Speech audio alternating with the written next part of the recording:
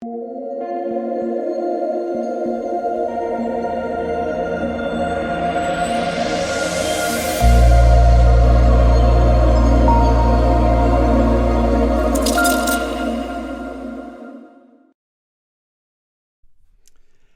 what is going on, guys? It's DK. Back at you with another video here for a final look breakdown of the Week 16 NFL main slate on Draftkings, guys. NFL is winding down, at least the regular season, that is. But before we get into the video, if you guys are new to the channel, my name's DK. I make daily videos breaking down NBA, NFL, PGA, and esports, daily fantasy sports sites. I do want to say thank you guys again. The support recently has been absolutely insane. If you guys do enjoy this content, would really appreciate if you leave a like button on the video, subscribe to the channel if you haven't already, and hit the notification bell so you know when I upload videos, you know when I go live.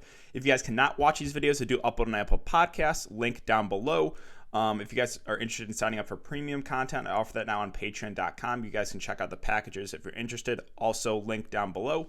And finally, I want to thank PrizePicks for sponsoring the show. If you guys are not familiar with PrizePicks, it's a site where you can bet on player props. Sorry, I can't talk. So you're betting over, under, and player projections. If you guys want to sign up, you can use the code DKDFS. That's DKDFS, all one word. Also linked down below. You can get a 100% match up to $100 if you do use my code. So you put $100 in, you get $200 to play with. So it's a win-win. But with that all out of the way, guys, let's jump into the video. So before we talk about players and the prices for this 10-game slate, let's take a look at the Vegas odds real quick. So we have Falcons Chiefs. This one is the highest over-under of the slate at 53 over-under. Chiefs are 10.5-point favorites. We have Bears Jags of 47 over-under. The Bears are 7.5-point favorites. Bengals and Texans of 46 over-under. The Texans are 7-point favorites. Browns Jets 47.5 over-under. The Browns are 10-point favorites. We have Colts who have Steelers of 43 over-under. The Colts are 1-point favorites. Giants, Ravens of 44 over/under. The Ravens are 10-point favorites. Panthers, Washington of 41.5 over/under. Washington are 1-point favorites. Denver and the Chargers is 49 over/under. The Chargers are 3.5-point favorites. Rams and Seahawks are 47.5 over/under. The Seahawks are 1-point favorites. And with Eagles, Cowboys 49.5 over/under. The Eagles are 3-point favorites. So let's start with quarterback. And, well, just the slate in general, I think there's not a ton of standout plays. And, there's obviously value with guys with injuries right late in the season. So, for me, when there's slates like this where there's not a ton of, clear standout plays, I kind of just gravitate towards the guys at the top, right? So, who's a guy like that? Patrick Mahomes at 8.5K. Matchup against Atlanta is fantastic. We know he has such a high floor, plus the high ceiling, plus the matchup's great, and the fact that, again, there's not a ton of standout plays. So, for me, I think it makes sense to just go team jam him in with the Chiefs' passing attack. So I do really like Mahomes. I like him in both formats. There's enough value we'll go over to get him in there. So really, really do like Mahomes if you can get to him. Lamar Jackson at 8K, firmly in play as well. Again, he's in play because of his rushing upside. Passing ability hasn't been great, right? They're just not throwing the ball a ton. So the Ravens wide receivers or tight ends, I don't have a ton of interest in. Lamar at 8K, again, he has at 26, 37, and 30 fantasy points the last 3 games. So, he is finally, stepped up here. But, if I'm going to spend up, I think I feel a little bit more comfortable with Lamar Jackson than I do. I feel more comfortable with Patrick Mahomes than I do Lamar Jackson. Deshaun Watson at 7.6. So, I guess the issue I have here is they're playing Cincy, and they're actually 7-point favorites. So, the reason I always love Deshaun Watson is because they're always playing from behind. This is a game they're probably going to be playing from ahead, surprisingly. So, do they rely on the ground game a little bit more? Possibly. But positives with Watson are 3 of the last 4 games, 36, 24, 27 fantasy points. He's been running the ball a bit more. And the matchup is good against Cincy. So, Watson is a viable play in the mid-range, but again, there's some risk just because I'm not fully confident the Bengals can score a ton of points, even though Houston has a terrible defense. Then we have Herbert at 7.4, Russell Wilson at 7.3. I think they're fine plays, but probably not going to prioritize them. Hurts intrigues me at 7K just for the reason of he's running the ball a ton. He is, right? 106, 63 yards on the ground. Completion percentage hasn't been great, averaging about 50% completion percentage, but matchup's good. Plus the fact, again, that he's running the ball a lot more makes Hurts, even at 7K, I think a viable play. So someone I'm looking to in the mid-range there. Big Ben is fine at 6'4". They're going to throw the ball a ton. He really hasn't had a ton of upside in this. Pittsburgh offense has not looked great recently. They are getting James Conner back.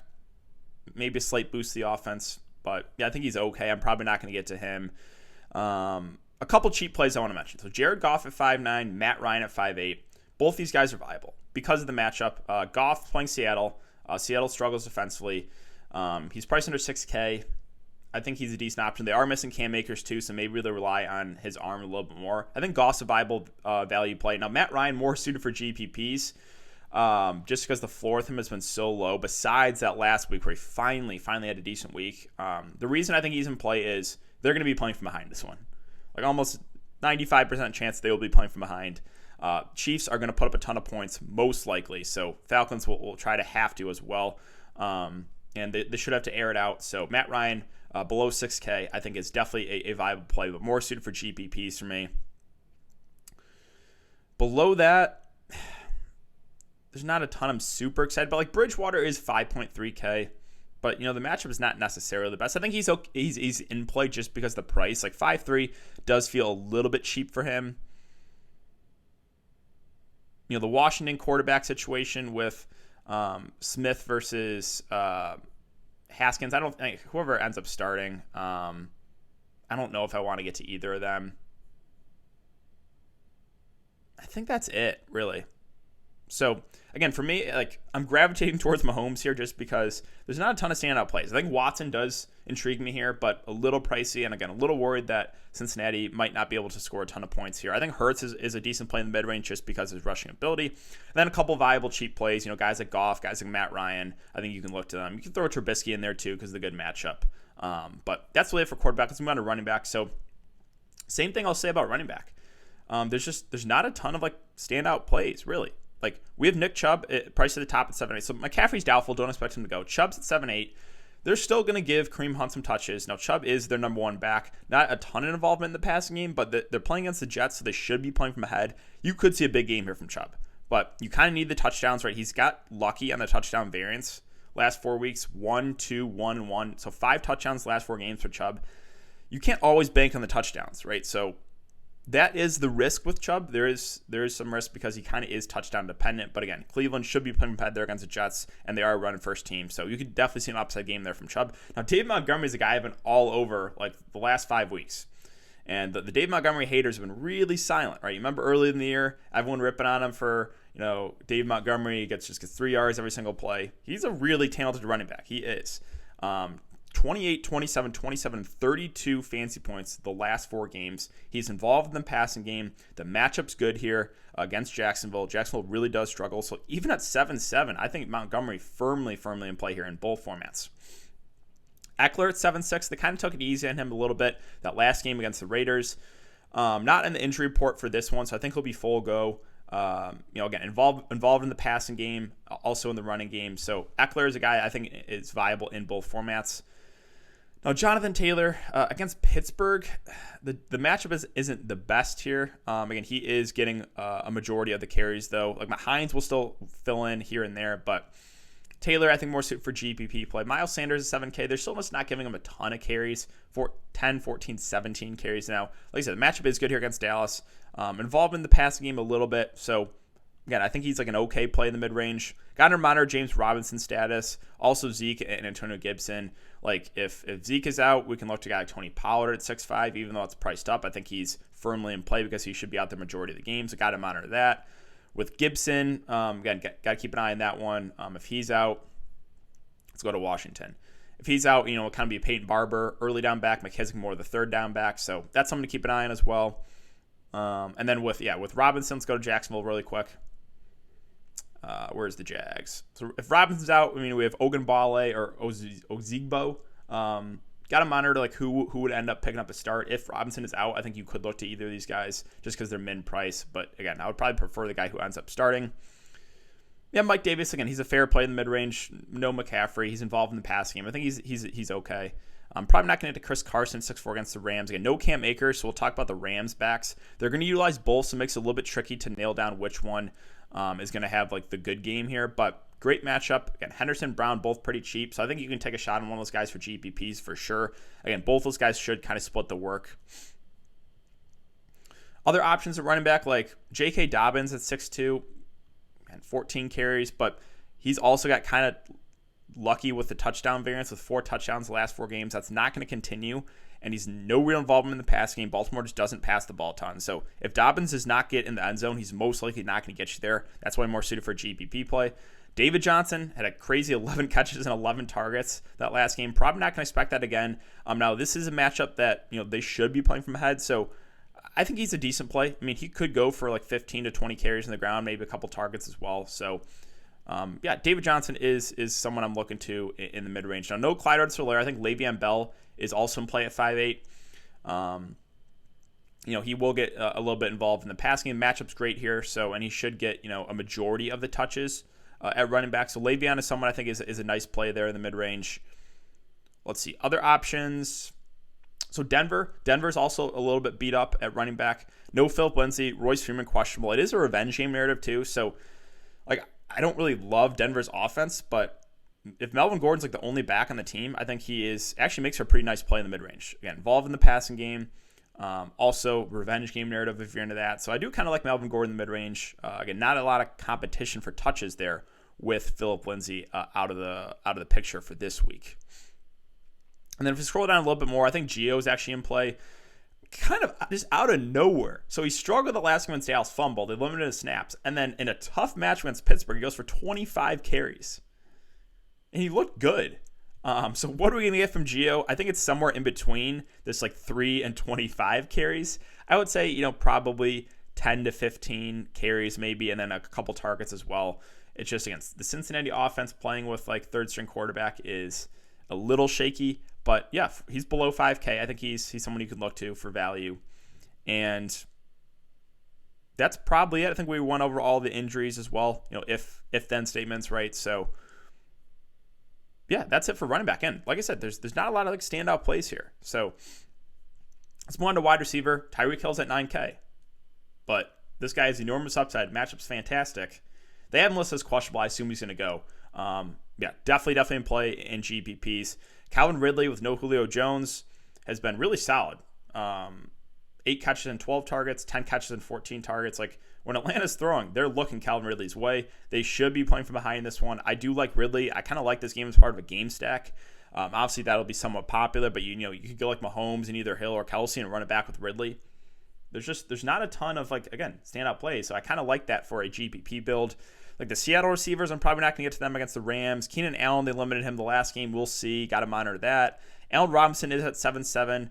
Matchup solid here. He's also listed as questionable. I assume he'll go. If not, we can look to a guy like Darnell Mooney for value. I think he's still a viable play either way. Now, with Woods and Kupp, I kind of like them at 7K and 6.6K respectively. Matchup's great here against Seattle. And if no Cam Akers, maybe they'll rely on the passing attack a little bit more. So both these guys I think are firmly in play in the mid-range. Like them both. Other options of wide receivers. So Terry McLaurin's doubtful. I think this is where we can get some value. We'll talk about both Sims, Cam Sims and Steven Sims. Both are really, really cheap. So I think we can look there for value. Again, we'll get to that. I like the Pittsburgh receivers. I know the offense has been struggling, but they're just throwing the ball a ton. Deontay's the guy that has the most upside, even though he struggles with the drops. Juju, Claypool are viable plays as well. Brandon Cooks at 6'2". He's the number 1 wide receiver. Houston does throw the ball a ton, and the matchup is pretty solid here against the Bengals. So he's had subpar games, 12, 13, 11 fantasy points. I think he's a decent play in the mid-range. Does still have upside. With the Carolina receivers, we have DJ Moore, we have Anderson, we have Curtis Samuel. I think my favorite point per dollar play is probably Samuel. I think he's the safest just because he's been getting consistent targets. No McCaffrey, he'll get some carries too. DJ Moore finally coming on recently though. 11, 9, 8 targets. He's had some big games. And then Robbie Anderson kind of cooling off after the hot start. All 3 are in play. I think the safest probably Samuel for his price. And the guy the most upset at the moment right now is DJ Moore. Probably not going to look to TY against Pittsburgh. The Dallas wide receivers are fine plays against Philly, but no one really stands out as an amazing play for me at least. Other options at wide receiver, Cincinnati, so T. Higgins. Again, good matchup, but questionable quarterback play. Tyler Boyd's already out, so he should probably be their number 1 wide receiver. I think he's a decent play there as a cheaper option. I don't really trust the Philly wide receivers. They just mix in too many guys. No one plays more than 50 to 60% of the snaps. The only guy I really have confidence in is Dallas Goedert as a tight end. Other options at wide receiver, Crowder is pretty cheap at 4.5 out of the slot. He'll get some decent targets, but you never feel great about playing any of the Jets guys. And then we'll get to some cheap wide receivers. I think there's actually a decent amount in play here, like Mooney at 4K. in play either way because the matchup. If Allen Robinson surprisingly gets ruled out, then I think he looks like one of the top value plays of the slate. Other options at wide receiver, let's see. Again, the Jets wide receivers, Perriman, Mims, Crowder are all pretty cheap. I think they're viable value plays. I do kind of like Judy and here, let's go to Denver really quick. Denver wide receivers are really cheap. I know their offense has also been struggling, but Jerry Jeudy below 4K. I know he's been struggling recently, but he's still a talented wide receiver. Like Hamler out of slot at 3-2. These guys do seem a little bit underpriced. So I do have interest in the Denver receivers with Jeudy, with Hamler. I think they are a little bit too cheap, even though the offense has been struggling recently. Other wide receiver plays, cheaper options. Again, the Sims. I want to mention Washington with McLaurin doubtful. Cam Sims is already playing basically the entire game, so I like him. I assume Steven Sims will probably be the guy that gets the biggest boost. So both the Sims I do like for value. Prefer Cam if you can get him at 3-3. Steven Sims again at min price. I think definitely again those guys look pretty decent for value just because with a guy like Terry McLaurin out of the offense who demands like a huge target share, those targets have to go somewhere. So I do like both the Washington wide receivers here for value.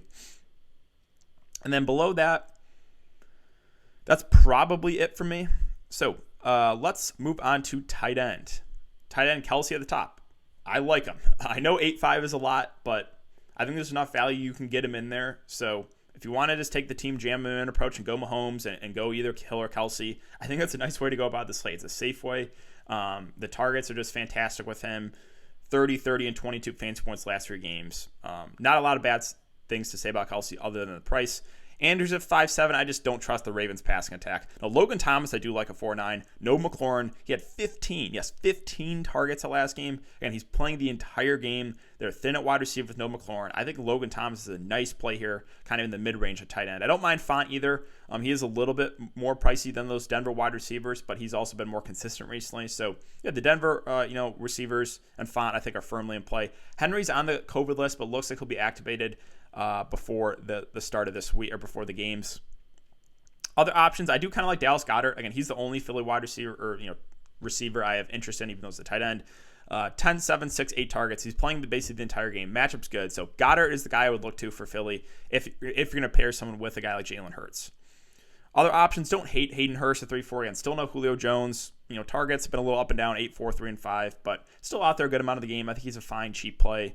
Dalton Schultz, 2 at 3-2. Again, he's still out there a majority of the game. Targets have been going down for him, but still think you can punt with him if you want to. Don't hate Ertz either at 3-1. He is playing a majority of the game as well now. Had 7 targets the last game. I think Goddard is their more talented tight end at the moment, but Ertz is a little bit cheaper. Other options at tight end, Cole Kmet, targets went down. Jimmy Graham got a little bit more involved that last game, so he's a little riskier. But I think that's really it for me for tight ends. Let's finish up with defense. Let's start at the bottom. So I'm not going to get to the Falcons. Jets against the Browns. Again, you can punt with some of these defenses. I'm trying to think of one, see if one really stands out. Not necessarily, but again, defense is such a high variance position. I always mention this, that I think you can just punt with defense and hope it doesn't kill you. But the defenses at the top, obviously the Browns look pretty good against the Jets, who always struggle offensively. The Bears too. I think they're okay just because they're a solid defense. But yeah, there's not a lot of standout defensive plays. I think the Ravens are actually solid at 4K, but again, you got to pay premium for them. Rams are a really good defense, but they are going up against the Seahawks. A little uneasy there. Yeah, really, there's not a ton of just standout defenses, I think, on this slate. So I think go with what works through their lineup. If you have enough salary left over, obviously, spending up is a little safer. But if you have to punt with the defense, I don't think it's the worst idea, and just hope they don't kill you. But yeah, that's really going to wrap it up for the video today, guys. So if you have been enjoying the content so far, I'd really appreciate it if you hit the like button on the video, subscribe to the channel if you haven't already, and hit the notification bell so you don't upload videos you don't know live. As always, for the main slate, guys, I'll be live 1 hour before lock to go over everything. So make sure to check out the live stream tomorrow morning. Thanks again. I hope you guys have a great day, and I will see you all tomorrow in the live.